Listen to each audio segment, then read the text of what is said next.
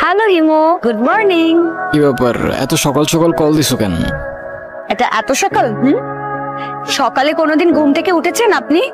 উঠলে বুঝতেন এটা এত সকাল না, সকাল 9টা বাজে। 10টার দিকে আমাদের ক্লাস শুরু হয়ে যায়। আরে আমি কখনো টাইম মতো ক্লাসে গেছি নাকি? সেটাই, সময় মতো ক্লাসে যাননি, কিন্তু এখন থেকে প্রত্যেকটা দিনই সময় মতো ক্লাসে যাবেন, আমি বলেছি তাই। আচ্ছা ও ঠিক আছে, আসতেছি আমি।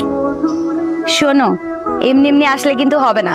কালকে তোমাকে আমি যা যা কিনে দিয়েছি ওগুলো পরে পরিপাটি হয়ে তারপরে আসবে, ঠিক আছে? আচ্ছা ঠিক আছে, বুঝছি। এখনো তুমি কিছু বলছোনি। শোনো, কালকে তোমাকে যে হেয়ার স্প্রেটা দিয়েছি না, ওটা দিয়ে ভালো করে হেয়ার গুলোকে সেট করে সুন্দর একটা ড্যাশিং লুক নিয়ে ভার্সিটিতে আসবে। মনে থাকবে? আর যদি মনে না থাকে, তুমি যদি আবার ওই এলোমেলো চুল নিয়ে ভার্সিটিতে যাও, তাহলে কিন্তু তোমার খবর আছে, দেখো। হ্যাঁ বুঝছি।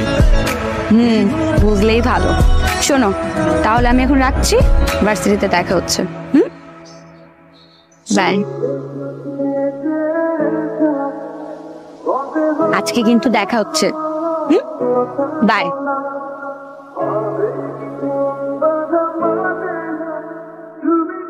আঙ্কেল, আপনার মেয়ে না দেখতে অনেক সুন্দর।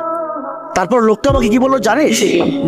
বাবা, এইটা আমার মেয়ে না, এইটা আমার বোন। কিরে,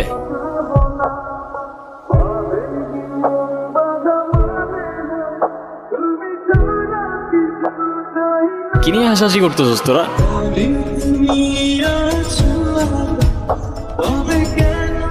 কিরে বোমা, সূর্য কি আজকে পশ্চিমে উঠছে নাকি উত্তরে উঠছে নাকি দক্ষিণে উঠছে নাকি মাটি ফাইরা উঠে আসছে? আমি তো কিচ্ছু বুঝতেছি না। যে কিনা ঠিক মতো কখনো ক্যাম্পাসে আসে না, সে আজকে ক্লাস টাইমের আগে ক্যাম্পাসে এসে হাজির। মানে কিছু বুঝতেছি না আমি। তোর এই জাদুর রহস্যটা কি বাবা, বলতো আমারে। আছে এক জাদুকর, যে তার রহস্যময় জাদু দিয়ে চেঞ্জ করে বলছে আমাকে। মানে সেই জাদুকরটা কে, আমাদেরকে বল, আমরা একটু শুনি। আরে কিছু জিনিস থাক না গোপন। Some things are meant to be kept secret. জানিস হিমু, তোকে যদি আগে দেখতাম তাহলে এই গর্তটা পেতেই পড়তাম না।